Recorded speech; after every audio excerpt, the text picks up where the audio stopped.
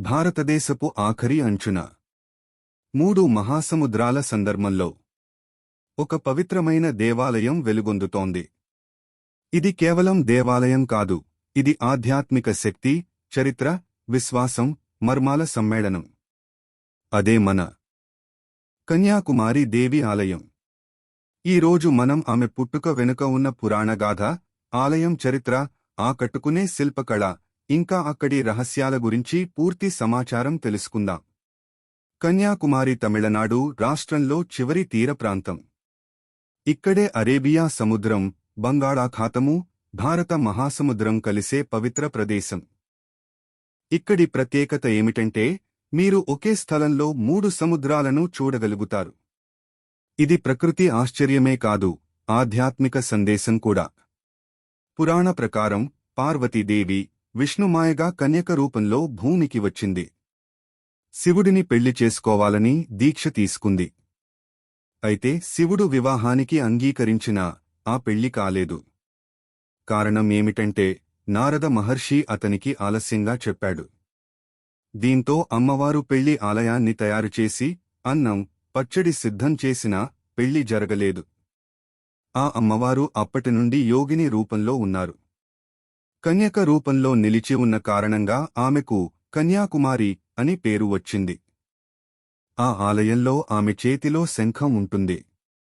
ఆమె ముఖము సముద్రపు వైపు ఉంటుంది. ఇది అరుదైన విషయం. ఈ దేవాలయం సుమారు 3000 ఏళ్ల చరిత్ర కలిగి ఉందని నమ్మకం. ప్రాచీన కాలంలో చోళులు, పాండ్యులు మరియు నాయకుల పాలనలో ఈ ఆలయం అభివృద్ధి చెందింది. క్రైస్తవ కాలంలో పోర్చుగీస్ దాడుల వల్ల కొంత భాగం ధ్వంసమైంది. అయినా దేవతా శక్తి కొలువై నిలిచింది.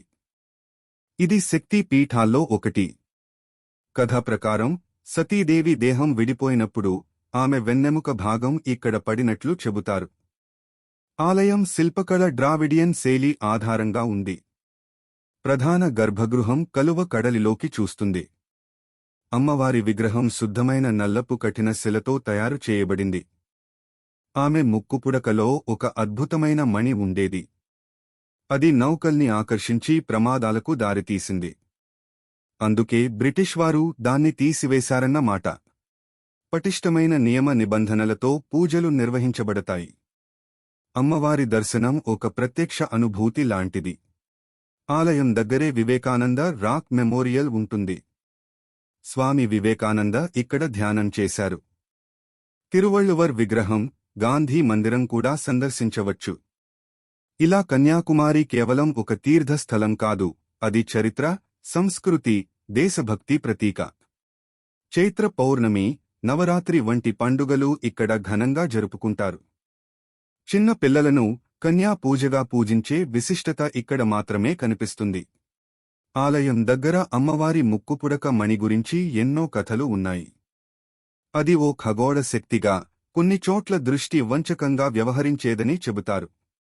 ఇది శాస్త్రీయంగా సముద్ర ప్రభావం కావచ్చేమో, కానీ భక్తుల నమ్మకం మాత్రం అపారంగా ఉంది. పెళ్లి జరగనప్పుడు అమ్మవారు సిద్ధం చేసిన అన్నం, పచ్చడి ఇప్పటికీ గుడిలో ఉన్నట్టు స్థానికులు చెబుతారు. కొన్నిసార్లు అలలు ఆలయపు లోపలికి వచ్చి ఆ అన్నాన్ని తడిపేసి మాయమవుతుందని భక్తులు విశ్వసిస్తారు. ఇది అమ్మవారి కలవరాన్నిగా చూస్తారు. ఇది భౌగోళికంగా అత్యంత ప్రత్యేకమైన ప్రదేశం. 3 సముద్రాలు కలిసే ప్రాంతం కావడం వల్ల ఇది విశ్వానికి ఒక ప్రకృతి యోగా కేంద్రంలా పనిచేస్తుందని కొందరు ఆధ్యాత్మికులు చెబుతారు. వివేకానందుడు ఇక్కడికి వచ్చి 3 రోజుల పాటు ధ్యానంలో మునిగిపోయారు. అప్పుడు ఆయన్ని దేశ జాగృతి, సేవా మార్గం గురించి స్పష్టత వచ్చిందట. అందుకే ఆ రాక్పై ఆయన పేరుతో మెమోరియల్ కూడా ఉంది. ఇక్కడ సూర్యోదయానికి, సూర్యాస్తమయానికి ఎంతో ప్రత్యేకత ఉంది. క్లియర్ స్కై ఉంటే మీరు సముద్రం నడుమ సూర్యుడు ఉదయించడం, మాయమవడం చూడొచ్చు. ఇది జీవితంలో ఒక్కసారైనా చూడదగ్గ దృశ్యం. ఈ ఆలయం కేవలం శక్తి పీఠం కాదు, ఇది మన సంప్రదాయం, ఆధ్యాత్మికత, చరిత్రల మేళవింపు. కన్యాకుమారి దర్శనం అంటే ఓ పరిణతి.